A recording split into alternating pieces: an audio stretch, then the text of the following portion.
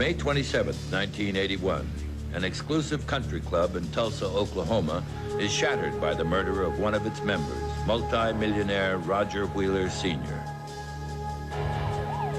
May 11, 1982, two men are gunned down in the gritty waterfront district of Boston. One is reputed crime figure Brian Halloran. August 3, 1982, Miami International Airport.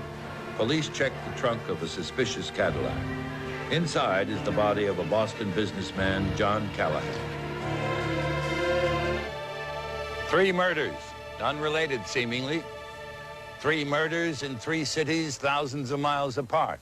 5 years later, they are still unsolved. But some authorities are convinced that the killings are connected. According to the local police, the link may be the gambling sport of jai-alai. Jai-alai is big business and big betting. In the 4 states where it has been legalized, nearly $700 million is wagered on the sport annually. It is a fast-paced game with a high profit potential that would attract the daring investor like Roger Wheeler Sr. In Tulsa, Wheeler was called the millionaire with the Midas touch. He had holdings in electronics, oil, ranching, and magnesium. 3 years before his death, he purchased World Jai-alai, which operated arenas in Florida and Connecticut. He played, of course, to win. He played to get 110% out of every deal, and most of the time he got that. He was a self-made millionaire. He didn't start with anything. He always would compare business and life to a monopoly game, you know. He says money's not everything, but it's the best way to keep score.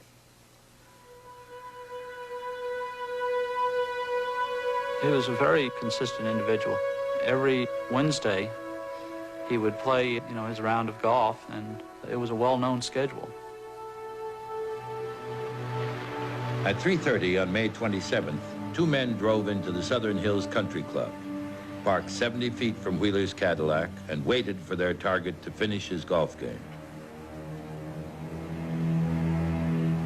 My father never expressed concern to me that his life might be in danger. I've often wondered what he might have known, if anything. But no one knows if there was any words said at all.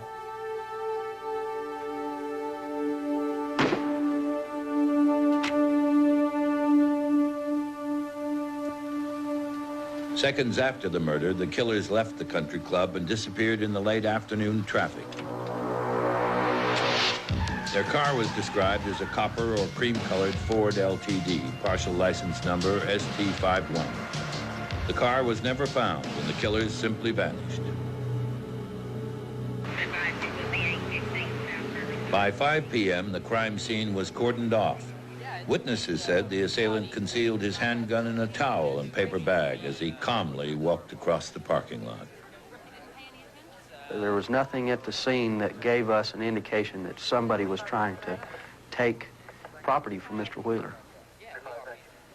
Until we analyzed what we had at the scene, we couldn't discard the age-old theories of homicide for hate, revenge, something of a personal nature. We're past that now. We think we're on the right track, and our investigation is focused on a contract hit. During the crime scene investigation, the detectives were puzzled to find 4 unspent bullets from the killer's gun near Wheeler's body. They may have been left behind as a signature or a warning from Wheeler's killers. We think the suspects were there acting for someone else. We think that there are other people involved up the ladder from them. Both suspects are white males. The triggerman is 40 to 45 years old, 6 feet tall with a very large build, graying hair and a salt and pepper beard. The driver also had a graying beard. He was darkly tanned and had salt and pepper colored hair. I feel the people that murdered my father are obviously very intelligent. They're very cunning. They're very calculating. The one thing that they cannot stand is publicity. They cannot stand the pressure of people knowing who they are and what they are, and the thought that somebody might talk. A year later, a second gangland-style murder took place in Boston. The target was Brian Halloran, a reported underworld figure. Halloran allegedly told the FBI that he had been offered the contract on Rogerwheeler, but turned it down. The man he claimed ordered the hit was John Callahan. Callahan had been president of World High Lie before it was purchased by Wheeler, but was forced to resign because of reported links to organized crime. Callahan indicated that he was going to lose a lot of money if Wheeler wasn't eliminated, implying that he still had some connection to High Lie. On May 11th, 1982, Brian Halloran and a friend left a Boston restaurant for a 6 o'clock meeting. Outside, 3 men waited in a dark, colored sedan.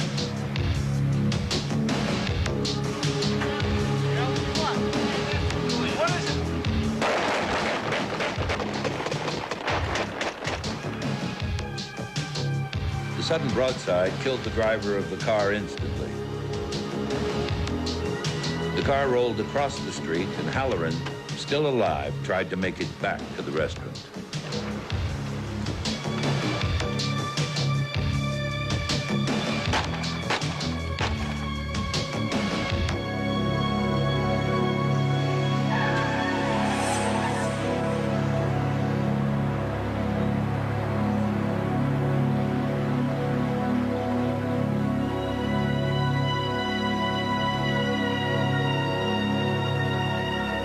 Brian Halloran had substantial information, truthful information, that was in line with the way Mr. Wheeler was killed.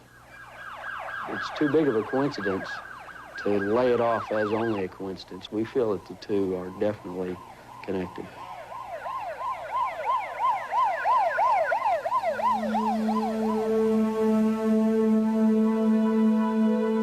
South Florida, 3 months later, a second fatal coincidence.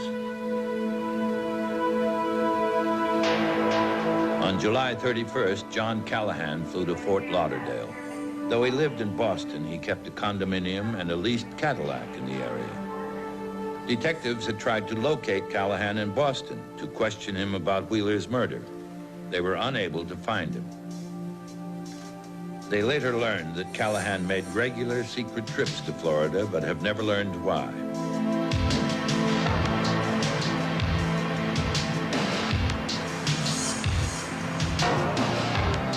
8 hours after he arrived, Callahan's car was parked at the Miami airport. 3 days later, a foul odor coming from the trunk caused a parking attendant to call the police. Inside the trunk was Callahan's body. 7112. By no means was it an amateur job. It was extremely professional. It's very easy for these people to commit murder and get away with it. They know every step of the way what they're going to do, how they're going to do it. It gets to a point that it just becomes second nature to them. They do it and they walk away. No problems. Callahan died of multiple gunshot wounds. His car had been washed, vacuumed, and wiped clean, so the only evidence on the scene was the body itself and several unspent bullets, reportedly found in the trunk. Anything else you want on this one? Just give me one more from the front. It appeared like Callahan did know the people that he was dealing with on the night of his death. It is our belief that all 3 homicides are connected. The homicide of Mr. Wheeler in Tulsa, the homicide of Mr. Halloran in Boston, and the homicide of Mr. Callahan here in Miami. There are little bits and pieces of information, evidence that link the 3 together. John Callahan resigned as president of World High Lie in 1976 because of his supposed association with known underworld figures. When Wheeler purchased the company 2 years later, he received a letter warning him, if you knew what was going on behind the scenes, you would not be involved. If I were you, I would get out quick. Wheeler ignored the warning and purchased World High Lie for $50 million. He soon became concerned his company was not making enough money to meet its bank payments. While they refused to be interviewed, officials at World High have repeatedly denied any link to the Wheeler murder. Recently, in the settlement of a lawsuit filed by World High, law enforcement authorities admitted they had no hard evidence to support any claim of wrongdoing by the company or its employees. The police in Tulsa feel that a man named John Vincent Martirano may have information helpful to the investigation. He's a 46-year-old white male, 5'11", 230 pounds. He's wanted for the crime of sports tampering on a warrant issued from the Boston office of the FBI. The warrant's been outstanding since 1979.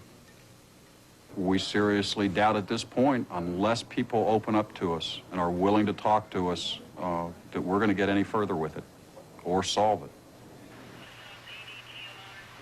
We're talking about dealing with people who aren't going to tell you a whole lot, whether they're directly or indirectly involved. Afraid that should they say the least little thing, then they're going to be the next person found in a back alley somewhere.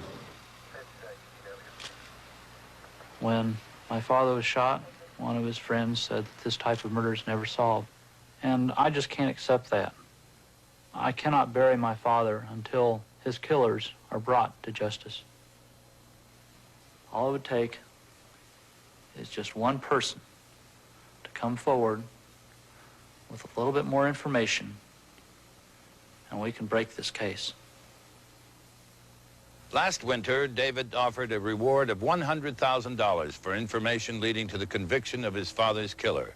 If you have this information, contact the police department in Tulsa, Boston, or Dade County, Florida, or the FBI.